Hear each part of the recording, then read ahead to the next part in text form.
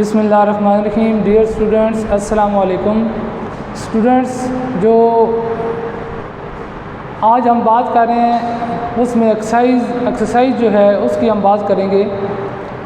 बच्चों, एक्सरसाइज के इससे पहले के क्वेश्चन आप पढ़ चुके हैं। आज के जो क्वेश्चन है वो क्वेश्चन नंबर 10.7 है और एक्सरसाइज में रिव्यू जो क्वेश्चंस हैं उसको हम डिटेल से देखेंगे। तो रिव्यू क्वेश्चन नंबर 10.7 है जी बच्चों, मैंने लिख दिया रिव्यू क्वेश्चन। जी आपने ध्यान से देखना है। आपके एक्सरसाइज के अंदर 3 किस्म के क्वेश्चन मौजूद हैं। सबसे पहले MCQs वगैरह हैं, ठीक है। फिर उसके बाद कंसेप्चुअल क्वेश्चन है, कंसेप्चुअल के बाद रिव्यू क्वेश्चन है, रिव्यू के बाद फिर प्रॉब्लम्स हैं। तो बच्चों, रिव्यू क्वेश्चन जो है 10.7 उसमें वो क्या कहता है? 10.7 क्या है? बहुत ही फेमस क्वेश्चन है, वेव इक्वेशन। उसको उसने डिस्कस किया है। तो कहते हैं डिस्क्राइब द रिलेशन या derive the relation between speed, frequency and wavelength. Speed, frequency और वेवलेंथ के दरमियान जो ताल्लुक है उसको प्रूव करें कि वो क्या होता है।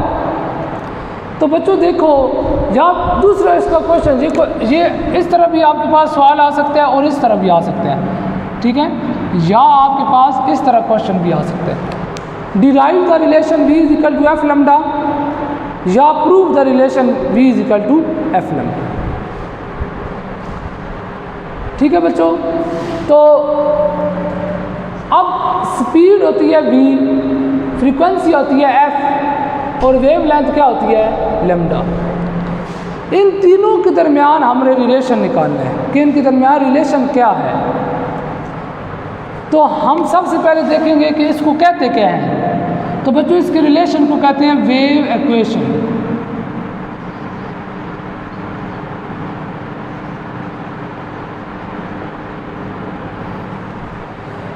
वेव इक्वेशन क्या होती है?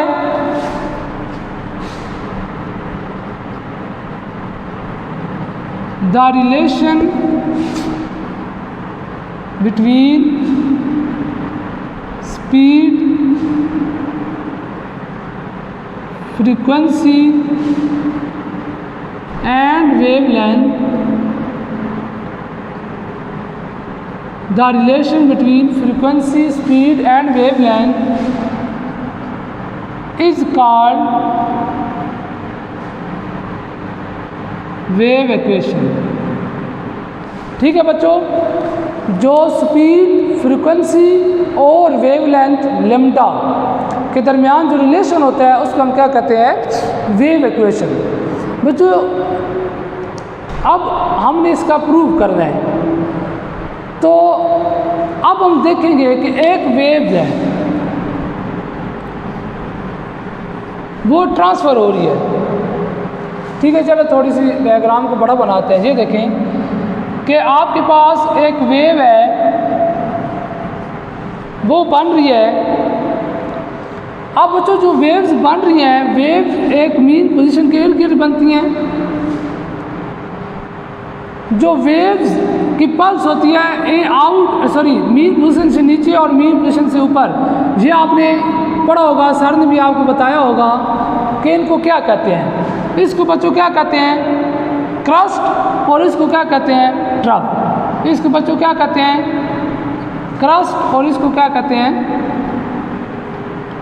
ट्रफ। अब बच्चों, जो दो wave the pulse above the mean position is called crust and the pulse above below the mean position is called trough. बच्चों, वेव लेंथ क्या होती है? ये बताने का मकसद ये है कि वेव लेंथ आपको पता होनी चाहिए। जो मैंने ये लिखी है, स्पीड भी आपको पता है क्या होती है। एक बॉडी स्पीड से जा रही है, नाइन्थ में आपने पढ़ा है, V से लिखते हैं, डिस्टेंस बटा टाइम वेलोसिटी जो होती है, ठीक है बच्चों।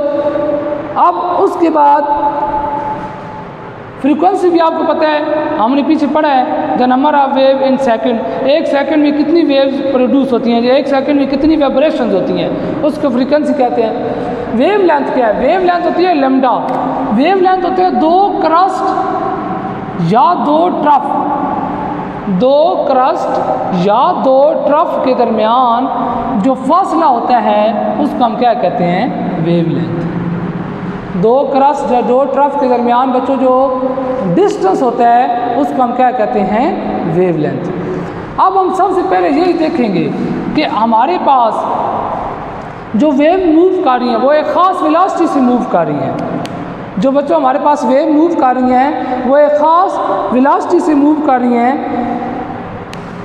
अच्छा बच्चों, जो हमारे पास रिलेशन, किसी बुक वाले ने इसको स्पीड लिखा है, किसी ने फ्रीक्वेंसी लिखा है। तो अगर मैं बुक की बात करूं तो बुक के अंदर 10.7 जो क्वेश्चन है वो कहता है derive the relation between velocity, frequency and wavelength. कई बुक वाले इसको क्या लिखते हैं, स्पीड। तो आपकी बुक वाले के मुताबिक ये इस तरह, ठीक है। तो ये क्या होगा, वेलोसिटी, ठीक है बच्चों। कुछ बुक वाले जो हैं उन्होंने इसको डिस्क्राइब किए हुआ है स्पीड से, लेकिन एक्चुअली ये जो रिलेशन है, ये रिलेशन में क्या होता है, जो बुक वाले ने आपको दिए हुआ क्वेश्चन उसने कहा है derive the relation between velocity, frequency and wavelength. तो बच्चों उसने स्पीड को वेलोसिटी यानी कि v से लिख दिया है। तो किस हद तक उसने भी ठीक किया है। कुछ बुक में आप बेशक चेक कीजिएगा इस तरह लिखा हुआ है, लेकिन एक्चुअली ये रिलेशन क्या है, derive relation between velocity, frequency and wavelength, ठीक है बच्चों। अच्छा आप ज़रा देखें, अब जब हमारे पास एक वेव जब बन रही है तो यानी कि ये वेव ट्रांसफ़र हो रही है, तो वेव कुछ ना कुछ डिस्टेंस कवर कर रही है ना, तो हम लिखेंगे कि वेलोसिटी ऑफ वेव,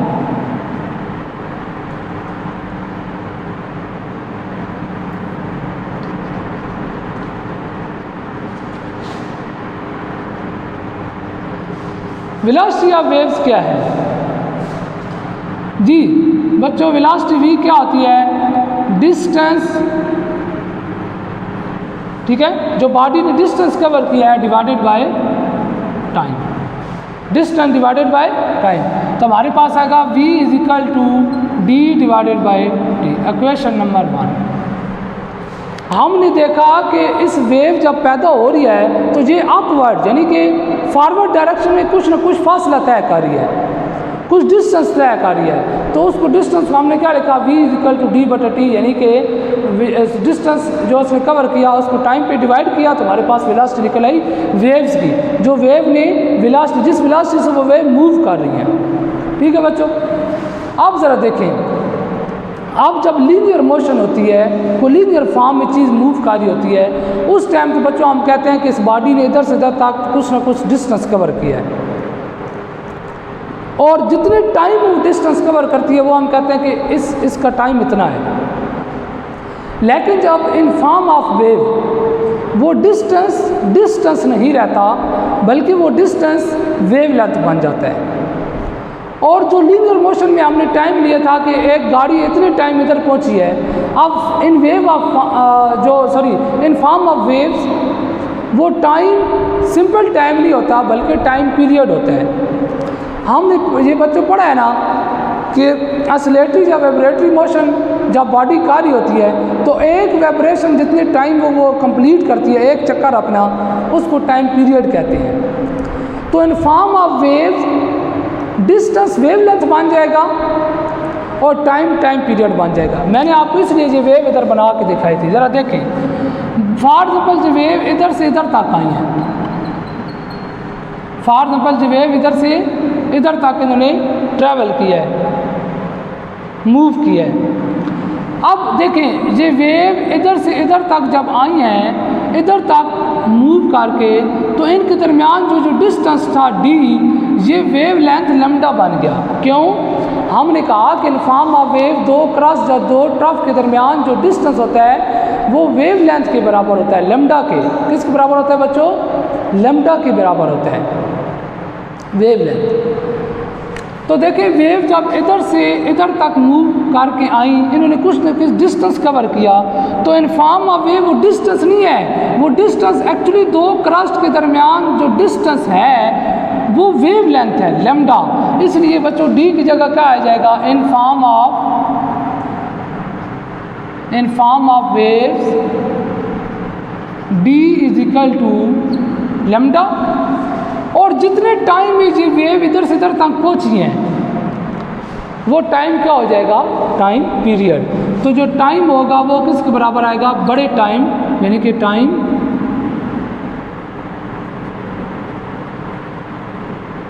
पीरियड। तो बच्चे ज़रा देखें, v is equal to d by t था, जो d था वो लैम्डा के बराबर होगा, वेव लेंथ, वो मैंने आपको बता दिया है इन फॉर्म ऑफ वेव होने की वजह से। और जो टाइम आपने लिया था कितनी टाइम में वेव ने मूव किया है, तो वो टाइम सिंपल टाइम नहीं बल्कि टाइम पीरियड हो गया है। ठीक है, अब हम इक्वेशन 1 भी काम,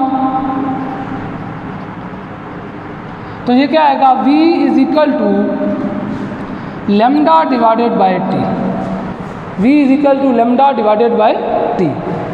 अब बच्चों ज़रा देखें, मैं इसको क्या ऐसे लिख सकता हूँ, v is equal to lambda into 1/t। बच्चों क्या इस इक्वेशन को, जो मैंने इक्वेशन बनाई है ज़रा बोर्ड पे गौर करें, इस इक्वेशन को मैं लिख सकता हूँ v is equal to lambda into 1/t। ठीक है बच्चों, लिख सकता हूँ ना, ठीक है। तो ज़रा देखें, ज़रा ध्यान दें, 1/t। देखिए मैं लैम्डा को जब 1 से मल्टीप्लाई करवाऊंगा दोबारा वही आ जाएगा या नहीं आएगा, ऐसे ही है ना बच्चों। तो ये ज़रा कंडीशन आप समझें। अब देखें, हमने एक फार्मूला पढ़ा था, v is equal to f is equal to 1/t, the reciprocal of time period is called wavelength, the reciprocal of time period is called wavelength. ठीक है बच्चों, अब उसको ज़रा देखें, वो जो हमने फार्मूला किया था उसको ज़रा गौर करें जी। तो क्या फार्मूला था, f is equal to 1/t, the reciprocal of time period is called frequency, reciprocal of time period is called frequency, कि टाइम पीरियड के उल्ट को क्या कहते हैं, फ्रीक्वेंसी कहते हैं। तो ये ज़रा बच्चे गौर करें, इस 1/t की जगह मैं फ्रीक्वेंसी f लिख सकता हूँ, v is equal to lambda into f। ये बच्चों लैम्डा इसी तरह रहा है, और इस 1/t को मैंने सेपरेट किया था, सेपरेट करके मैंने देखा कि फ्रीक्वेंसी जो होती है वो 1/टाइम t के बराबर होती है, यानी कि reciprocal of time period is also called frequency. ठीक है, तो मैंने क्या किया, इस 1/t की जगह f लगा दिया, तो मेरे पास देखिए क्या प्रूव होगा, v is equal to lambda f, या आप इसको कहते हैं v is equal to f। ये बच्चों हमारे पास प्रूव, बहुत छोटा सा प्रूव है और बहुत आसान प्रूव है, इसमें कोई टेंशन वाली बात नहीं है। ठीक है बच्चों, तो देखिए हमने इसको अरेंज करके लिखा, तो v is equal to f lambda prove. तो ये उसने कहा था ना कि रिलेशन हमें साबित करके दें, प्रूव करके दें। तो बच्चों इनवाम, तो हमने एक वेव फॉर्म बनाई, वेव फॉर्म में हमने देखा क्रस्ट क्या होता है, ट्रफ क्या होता है, फिर हमने देखा कि वेव लेंथ क्या होती है, यानी कि लैम्डा क्या होता है। बच्चों सिंपल सी बात है कि आपने वेलोसिटी का फार्मूला लेना है, वेलोसिटी के फार्मूले को लेके चलना है, डिस्टेंस बटा टाइम। ठीक है, डिस्टेंस, अब लीनियर मोशन हो रही होती है कोई, तो फिर हम उसको डिस्टेंस ही कहते हैं, लेकिन इन फॉर्म ऑफ वेव हमेशा जो डिस्टेंस होता है वो वेव लेंथ की इक्वल होता है, और जो टाइम होता है वो टाइम पीरियड के। क्यों? क्योंकि वो बॉडी वाइब्रेट कर रही है अपनी मीन पोजीशन के इर्द-गिर्द। ठीक है बच्चों, तो ये था आपके पास 10.7। अब बच्चों 10.8 क्वेश्चन क्या है,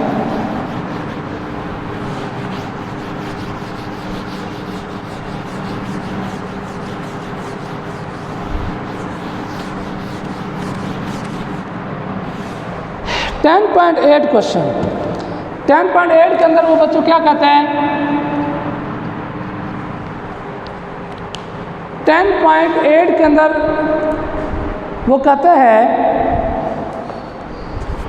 कि wave are the mean of energy transfer, कि वेव का मतलब होता है एनर्जी ट्रांसफ़र करना, without transfer of matter, matter को जिसके अंदर वो वेव पैदा हो रही है उसको ट्रांसफ़र किए बगैर। Justify this statement with the help of simple experiment. बच्चों सिंपल सी बात है, वो कहता है कि हम कहते हैं कि वेव जो है इन फॉर्म ऑफ एनर्जी एक जगह से दूसरी जगह ट्रांसफ़र होती है। ठीक है बच्चों,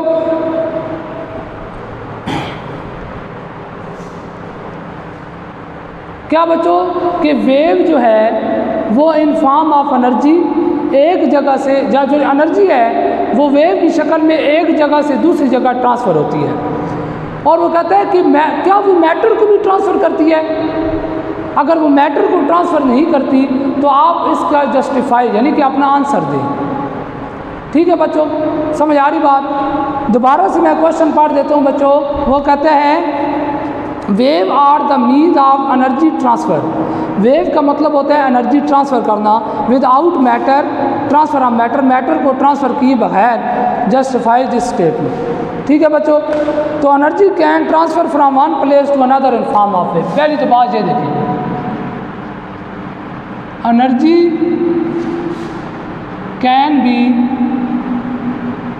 ट्रांसफ़र फ्रॉम वन टू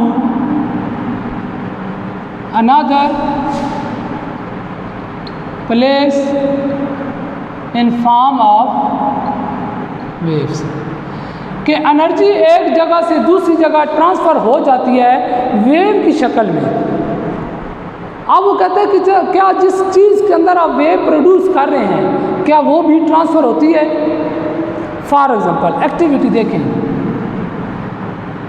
ठीक है बच्चों, एक्टिविटीज़ ने बुक में अच्छा बहुत सी एक्टिविटी दी हुई है, एक्सपेरिमेंट भी दी हुई है। ठीक है, या एक्सपेरिमेंट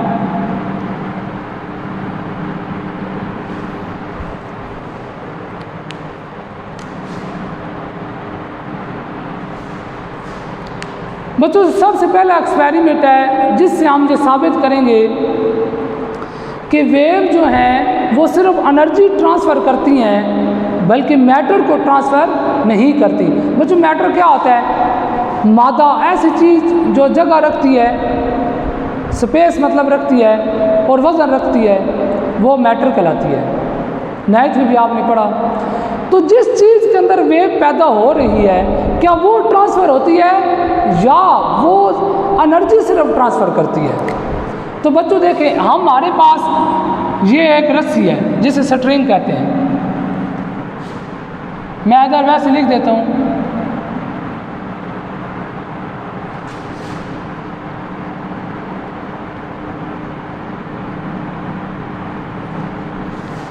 ठीक है कि हमने एक रस्सी ली है, स्ट्रिंग, ये देखिए, धागा या रस्सी आप कह लें।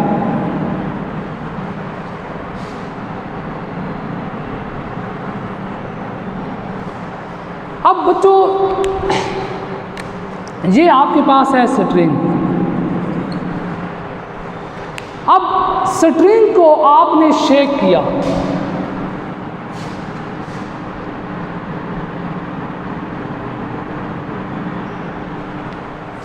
देखिए ना, आपने स्ट्रिंग को, रस्सी को, धागे को, जो भी आप उसको तस्वर कर लें, उसको आपने इधर से पकड़ा हुआ है, ये रेस्ट पोजीशन थी, ये इधर से वो फिक्स है। या इस तरह कह सकते हैं, या इधर से भी किसी ने पकड़ा हुआ है, इधर से भी किसी बंदे ने पकड़ा हुआ है। कोई भी आप सिचुएशन ले लें। फॉर एग्जाम्पल मैं कहता हूँ कि मेरे पास एक स्ट्रिंग है, उसका एक पॉइंट मैंने फिक्स कर दिया है, ठीक है, और एक तरफ से मैंने उसको पकड़ लिया ऐसे। समझ आ रही बात बच्चों?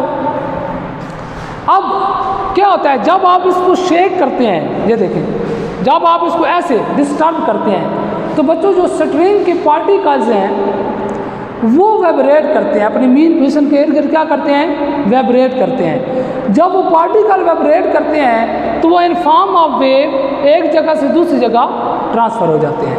एक्चुअली बच्चों होता क्या है कि जब हम इस स्ट्रिंग को डिस्टर्ब करते हैं तो हम अपनी मसल के ज़रिए, जो हमने इसकी फोर्स लगाई, जो मसल, हमारी जो मसल हैं, उनकी जो एनर्जी है वो इसके अंदर आ गई है। हमारी मसल की एनर्जी बच्चों इसके अंदर आ गई है, ठीक है, और वो एनर्जी हमने एक जगह से दूसरी जगह क्या की है? ट्रांसफ़र की है। हमने जब फोर्स लगाई तो फोर्स की वजह से इस स्ट्रिंग के अंदर डिस्टर्बेंस पैदा हुई और डिस्टर्बेंस की वजह से इसके अंदर वेव पैदा हुई। कैसे? कि जो पार्टिकल ऑफ मीडियम थे, जो स्ट्रिंग के धागे के पार्टिकल थे, उन्होंने अपनी मीन पोजीशन के इर्द गिर्द क्या किया बच्चों? वाइब्रेट किया। जब हमने मीन पोजीशन के इर्द गिर्द वाइब्रेट किया तो वो वेव की शक्ल में एक जगह से दूसरी जगह ट्रांसफ़र हुई। इसका मतलब ये है कि जो हमारी मसल की एनर्जी थी, जब हमने हाथ के ज़रिए, हैंड के ज़रिए इसको डिस्टर्ब किया तो हमारी मसल की जो एनर्जी थी वो इस स्ट्रिंग के अंदर चली गई और वो एनर्जी एक जगह से दूसरी जगह क्या हो गई, ट्रांसफ़र हो गई। बच्चों देखें ना, पहले आपके पास स्ट्रिंग जब है इस तरह थी, सिंपल सी बात है इस तरह, जब आपने इसको डिस्टर्ब किया तो ये देखें, फिर अगले वो वेव, ये देखें ना वेव पैदा हो गई है ना, तो फिर करते करते करते ये देखें ये वेव इधर पहुंच गई। यानी कि अगर आपने इसको पहले ये लीनियर फॉर्म में रस्सी थी, धागा था, इसको जब आपने इधर से डिस्टर्ब किया, शेक किया, तो ये कि इसके अंदर बल आ गया। अब वो बल जो था, वो जो वेव थी वो पहले इधर थी, फिर आहिस्ता आहिस्ता ट्रांसफ़र होते होते फॉरवर्ड डायरेक्शन में इधर पहुँच गई। ठीक है बच्चों, तो एक्चुअली क्या हुआ कि हमने अपनी एनर्जी को एक जगह से दूसरी जगह में ट्रांसफ़र किया इन फॉर्म ऑफ वेव, लेकिन ऐसे तो नहीं हुआ ना कि ये पूरे के पूरे स्ट्रिंग उधर चली गई है, नहीं।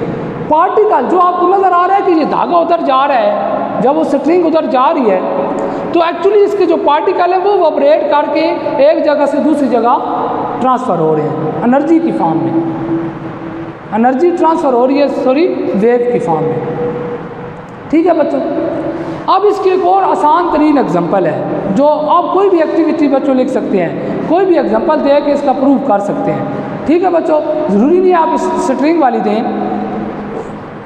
एक स्ट्रिंग के अंदर एक और बात कि जो वेव प्रोड्यूस होती हैं वो किस चीज़ पे डिपेंड करती हैं।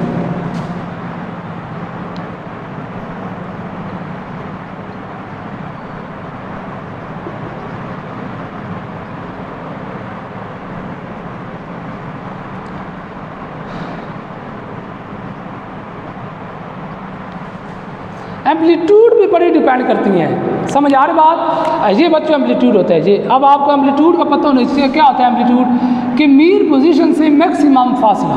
ये देखिए इधर से इधर तक क्या है एम्पलीट्यूड, इधर से इधर तक क्या है एम्पलीट्यूड, इधर से इधर तक क्या है एम्पलीट्यूड, कि मीन पोजीशन से कितना दूर जाके वेव बनती है।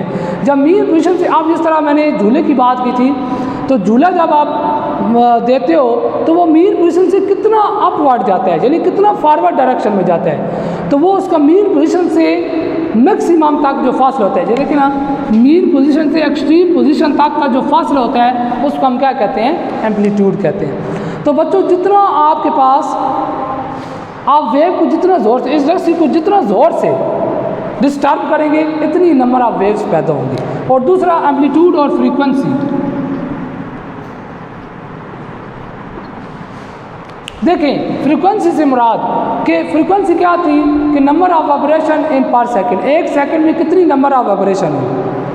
ठीक है, तो देखें अगर आप इसको ज़ोर ज़ोर से फास्टर इसको जो है ना डिस्टर्ब करेंगे तो इतनी ज़्यादा इसके अंदर वेव पैदा होगी। क्यों? क्योंकि एक सेकंड के अंदर बहुत सी वाइब्रेशन हो रही है। जब बहुत सी वाइब्रेशन है तो फ्रीक्वेंसी बहुत ज़्यादा है। ठीक है बच्चों, समझ आ रही बात? तो ये बच्चों आपके पास था। अब दूसरी जो इसकी एग्जांपल है वो आपके पास बच्चों है वाटर वाली।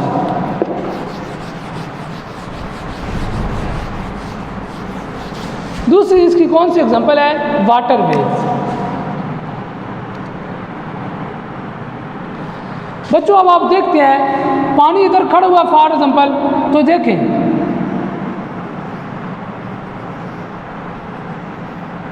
इधर आप एक कार्क रख दें, ढक्कन। अब बच्चे देखें आप पानी रुका हुआ है, खड़ा हुआ है, पानी के अंदर एक पत्थर फेंकें। जी हमने एक पत्थर फेंका है पानी के अंदर, जी स्टोन। जब हमने पानी के अंदर स्टोन फेंका है, पत्थर फेंका है, तो इस पत्थर की वजह से जो वाटर के पार्टिकल थे उन्होंने वाइब्रेट किया है। जब उन्होंने बच्चों वाइब्रेट किया है तो वाइब्रेशन की वजह से वेव्स पैदा हुई है।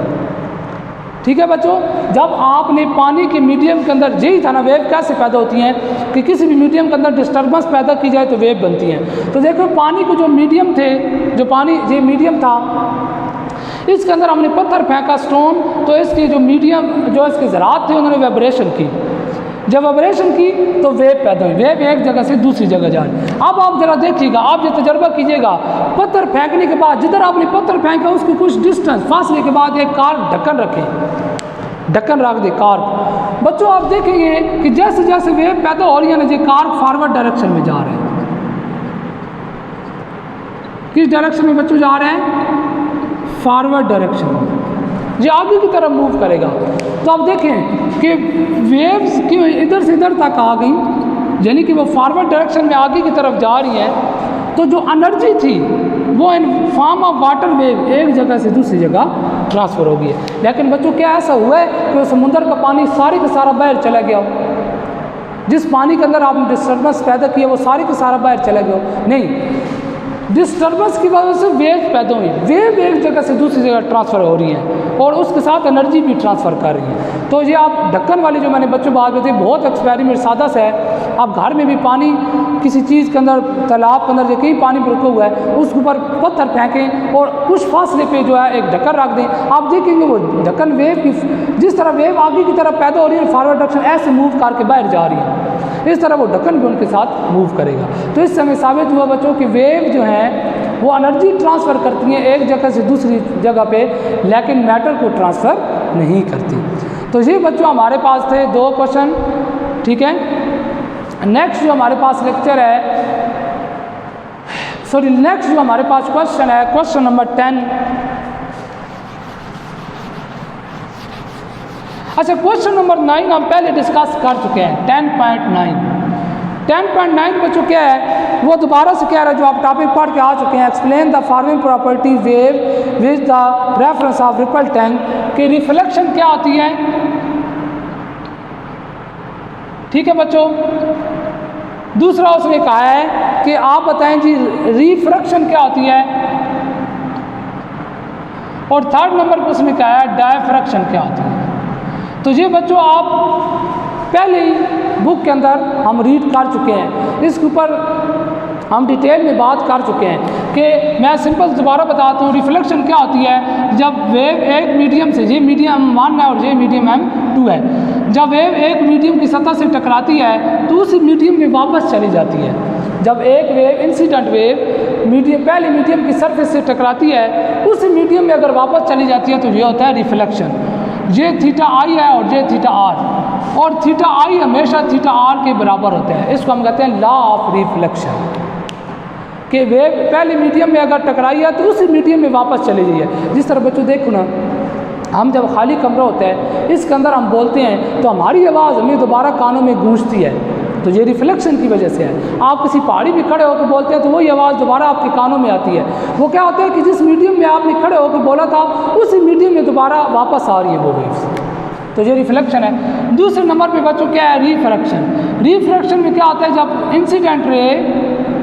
इंसिडेंट जो वेव होती है वह एक मीडियम की सतह से जब टकराती है तो दूसरी मीडियम में एंटर हो जाती है, पहले में नहीं जाती बल्कि वो दूसरे मीडियम में एंटर हो जाती है और वह एक नया एंगल बना लेती है। ठीक है बच्चों। और डायफ्रैक्शन क्या था कि जब एक वेव पैदा हो रही है, ठीक है बच्चों, उसके आगे आप एक स्लिट रख दें। ठीक है जी, आपने बड़ी डिटेल में पढ़ा है कि जब आपके पास स्लिट है, एक सुराख, यानी कि इधर से आप वेव पैदा हो रही है, ये वेव पैदा हो रही है, आपने इधर एक इसके आगे एक रुकावट रखी, ऑब्स्टैकल, एक रास्ता बनाया, अच्छा स्लिट की फॉर्म में। अब जो वेव इसमें से जब निकलेगी ना तो इसके इर्द गिर्द क्या हो जाएंगी, फैल जाएंगी। समझ आ रही है बच्चों बात। तो ये स्मॉल स्लिट था, छोटे होल, जितना छोटा सुराख होगा, जितना स्मॉल स्लिट रखेंगे इतनी उस तरह की डिफ्रैक्शन होगी। अगर ये देखें, अगर आ रही है इस तरह वेव और आप एक इधर ऑब्स्टैकल यानी कि इधर एक रख देते हैं और एक इधर रख देते हैं तो फिर वेव इसके इर्द गिर्द फैलेंगे। इसको वेव का फैलाव जो होता है, जिस तरह का आप उसको रास्ता ऑब्स्टैकल प्रोवाइड करेंगे इसी तरह वो क्या होंगी, फॉरवर्ड डायरेक्शन में सेपरेट होंगी, फैलेंगी। तो ये होता है डायफ्रैक्शन। ठीक है बच्चों। अब ये हम पहले लेक्चर में डिस्कस कर चुके हैं सारा। तो अब बच्चों जो आखिरी क्वेश्चन है, question number 10.10,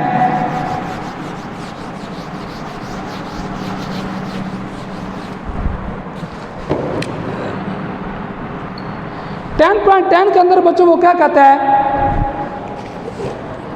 does increasing the frequency of wave increase its wave length. क्या फ्रीक्वेंसी इंक्रीज होती है जब वेव लेंथ को बढ़ाया जाता है? If no, how these quantity are related. फिर सुनो बच्चों, कहता है कि अगर फ्रीक्वेंसी इंक्रीज करने से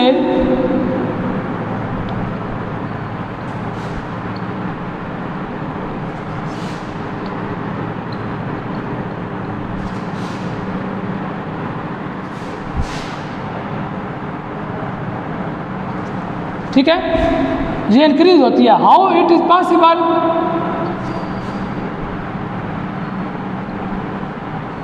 अगर है तो कैसे है, अगर नो तो कैसे नहीं है, ठीक है।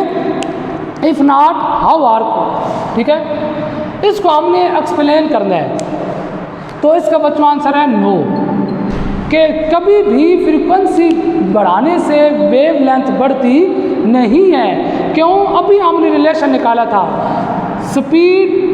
फ्रीक्वेंसी, वेलोसिटी और वेवलेंथ का। जैसे वेलोसिटी, फ्रीक्वेंसी और wave, v equal to F lambda, जो हमारे पास वेव इक्वेशन है, इससे ज़रा देखें। उसने कहा है कि क्या वेव लेंथ बढ़ाने, जी फ्रीक्वेंसी बढ़ाने से वेव लेंथ इंक्रीज होती है। तो बच्चों कभी भी फ्रीक्वेंसी बढ़ाने से वेव लेंथ इंक्रीज नहीं होती, ठीक है। देखें v equal to F lambda, यानी कि v directly proportional to lambda. समझ आ रही बात बच्चों? अच्छा, अगर इसी फॉर्मूले को मैं चेंज कर देता हूँ, ये देखें v equal to F lambda और f equal to f equal to v, ये मल्टीपल है और उधर जाके क्या हो जाएगा डिवाइड, यानी कि f equal to v over lambda.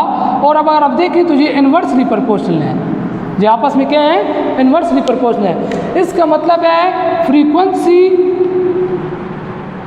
अगर इंक्रीज होगी तो वेवलेंथ